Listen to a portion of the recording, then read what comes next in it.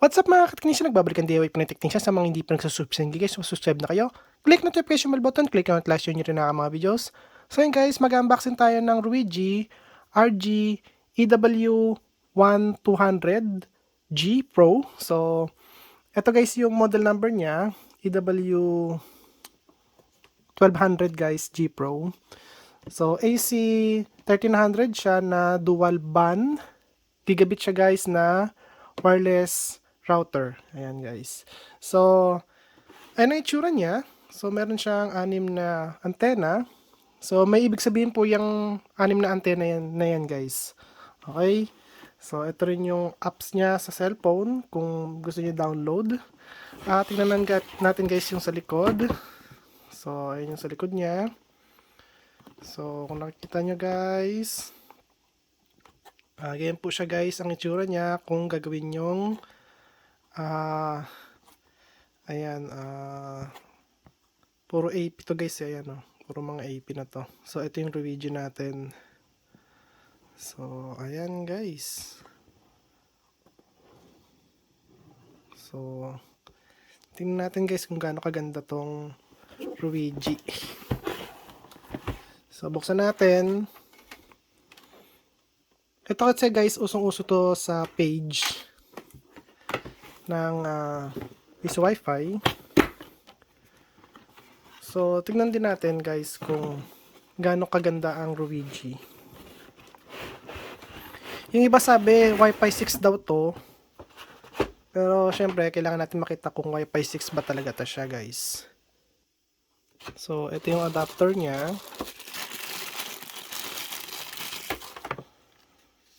So, ang adapter niya guys ay 12 volts, 1.5 amps, 18 watts.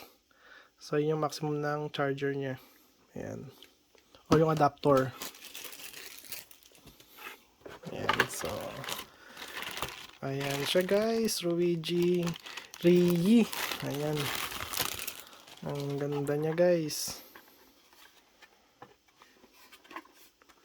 So, meron tayo, magkakaroon tayo guys ng nito, tear down.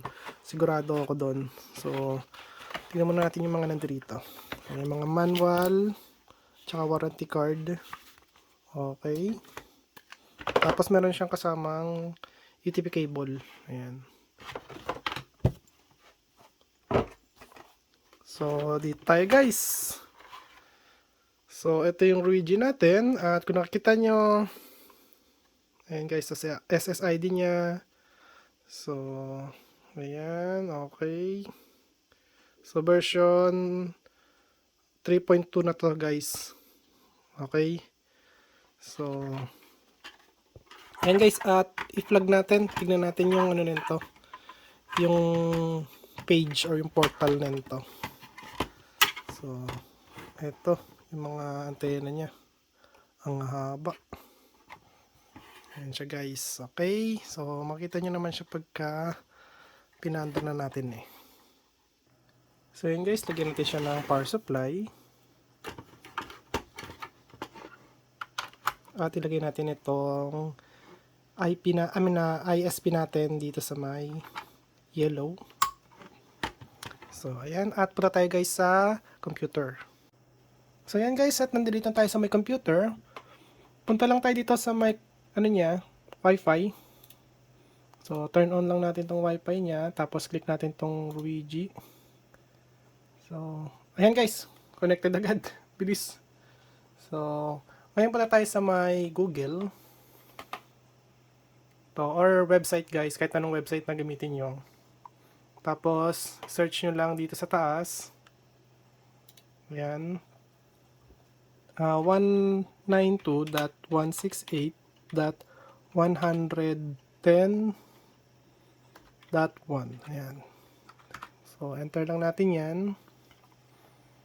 Tapos, punta tayo dito guys sa may config. Ayan. So, okay lang natin ito guys. Dito guys, kailangan natin ilagay ng password. So, lagay muna natin ganitong password guys. So, sa inyo guys, kahit ganito muna ilagay yung password. Tsaka na lang palitan kapag na-configure nyo na lahat ng gusto nyo i-config. So, ito muna yung password natin. Tapos may dot. Ayan. Tapos sa baba niyan dito, so kung nasaan kayo guys ngayon, ilagay niyo yung tamang oras niyo guys para pagka nag-upgrade or nag-update is tama yung oras. Okay, so kasi nasa Los Angeles ako guys. Ito. Sa inyo, syempre, dito, yung US gawin yung Philippines yan para malaman yung oras guys. So, ganyan lang. And then next. And then magpipinish na yan guys. So, mawawala ulit yung dito niyan kasi magkakaroon na siya ng password. So, mawawala to guys. Magdi-disconnect yan. So, tingnan natin guys. So, sa akin hindi nag-disconnect. Ulitin natin kasi baka may bug lang to. So, dito tayo. Connect natin. Tingnan natin guys.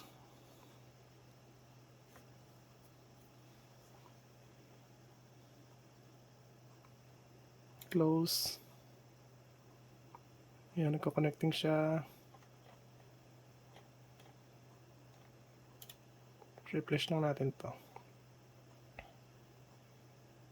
Para sure lang guys kasi minsan minsan ganyan siya, ayaw niya mag-connect. Hindi ko sure, pero baka sa computer ko lang. Siyempre. Close natin to. Yung mga guys, ayun, naka-off yan pero naka-on siya rito. Baka sa computer ko lang.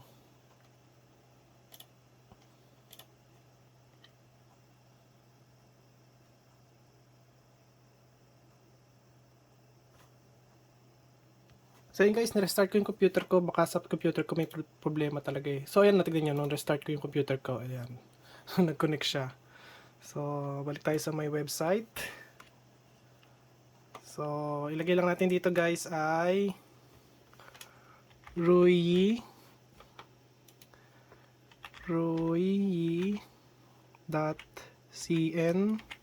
enter. And then ayan guys, so lagay lang nyo lang yung password nyo dyan. So, yung kaninang password na ginawa natin. So, ganito yung itsura nun. Tapos, login nyo lang. Ayan na siya guys. So, kung nakita nyo, ayan ang itsura niya. Ito yung version 3.2, di ba? So, ayan siya guys. Ito guys, So, hardware version 3.2. Ayan. So, software version, ito na yung software version niya. So, tignan nyo yung software version niya guys, 1.219.1821. So, ayan na siya. Sa Wi-Fi guys, tignan natin. So, ito yung Wi-Fi niya. So, pwede nyo palitan na yan. Ayan guys. Para may idea lang kayo guys kung ano yung itsura. Okay? So, 1, LAN 1. Baliktad yung ano niya guys. So, LAN 1, LAN 2, LAN 3. Tapos dito guys, kung gusto nyo mag-mesh, add mesh dito guys. So, sa router na gusto nyo i-mesh. So, basta ang pwedeng i-mesh dito is EW yung series guys. Pag iba na, ay hindi na siya pwede i-mesh. So, meron ditong guest Wi-Fi. So, kaya tatlo rin yan guys. Ayan, so isa or dalawa dyan guys sa main Wi-Fi para sa 2G tsaka sa 5G. Tapos dalawa dyan sa guest Wi-Fi, 2G tsaka 5G. Tapos may isa pa yung smart Wi-Fi nila guys. Meron pa yun dyan. Nasaan na yun? Punta tayo rito sa may Wi-Fi. Ito guys. So, nakita nyo dito sa may gilid. Ayan. So, nakita nyo, ito yung main Wi-Fi natin. Guest Wi-Fi, kung gusto nyo enable. Tapos yung smart Wi-Fi nila. Ayan. So, sa guest Wi-Fi, ganyan yung tsura niya. Tapos sa smart wifi, ito naman yung itsura niyan guys. So kaya tatlo yung, anim yung antenna nila kasi kada isang wifi settings tulad nito ay tagdadalawa, okay? Paano ko nasabing tagdadalawa kasi guys, dual band siya, ayan no. So pag in-off natin to, lalabas yung 5G. Ayan guys, 2.4G tapos 5G. Okay, dito naman ganun din. So pag in-off natin to, meron siyang 2G, ayan no, guys, 2G tsaka 5G. Ayan, 2G, 5G. Sa smart ganun din. So ayan, meron siyang 2G at saka 5G. Okay, so kaya anim yung ano niya, antena. So, pwede niyo yan guys gamitin as i-enable niyan kung gagamitin niyo sa router nyo para sa piso wifi para maraming tag dito, marami siyang paano ba? Marami siyang ma-handle guys na user. Okay? So, ayan guys. Pakita ko sa inyo yung para makita nyo lang din guys kung ano yung tsura nito. So, sa WAN, LAN, ayan siya guys.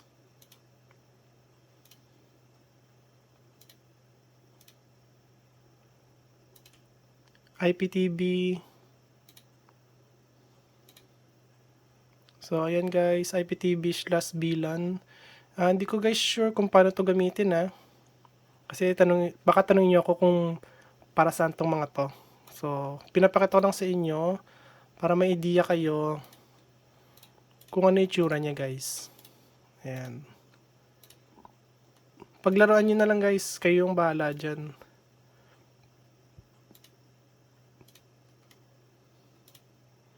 Blacklist. Radio frequency. Ayan guys, kayo bahala dyan magkalikot. Ayan. So, kung gusto nyo gawing router, access point, tulad nito, access point, AP. Kaya wireless repeater, ganyan. O kaya WISP.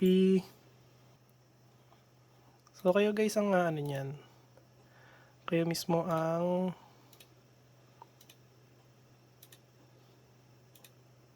maglalaro nyan guys. Okay, pinapakita ko lang sa inyo kung gaano karaming available configuration para dito guys. Ang dami, grabe. Ayan guys, ang dami niyan. Mapping, port mapping, dynamic DNS, local DNS. Ayan guys, ang dami.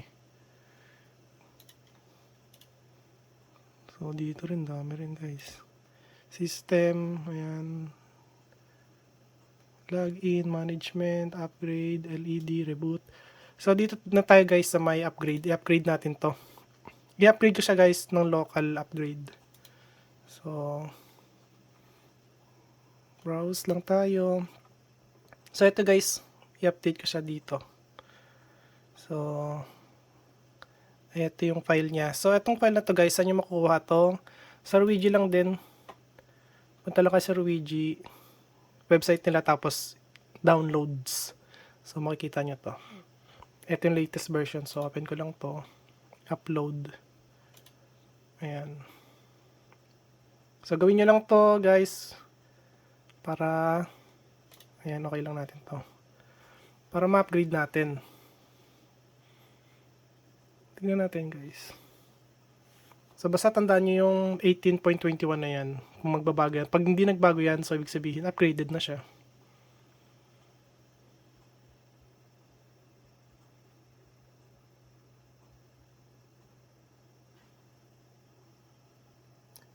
So tingnan natin dito guys sa baba. Kasi nawala yung connection niya. So tingnan na natin dito. Wait lang ako dito guys.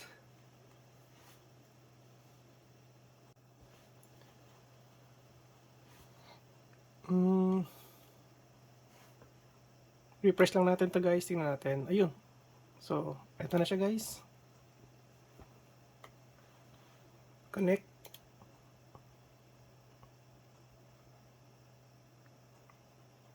Connect.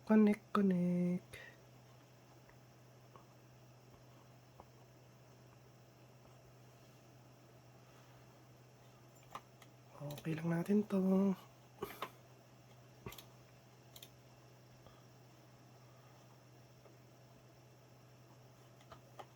Refresh din natin to. So, wala siyang internet ngayon.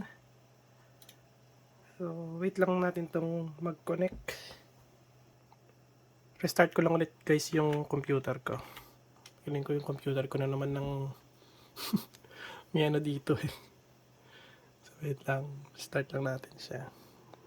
Sa sobrang daming config na ginawa natin, on off ng ng wifi niya. So, nagkakaroon siya ng glitch or naglalag yung wifi ko.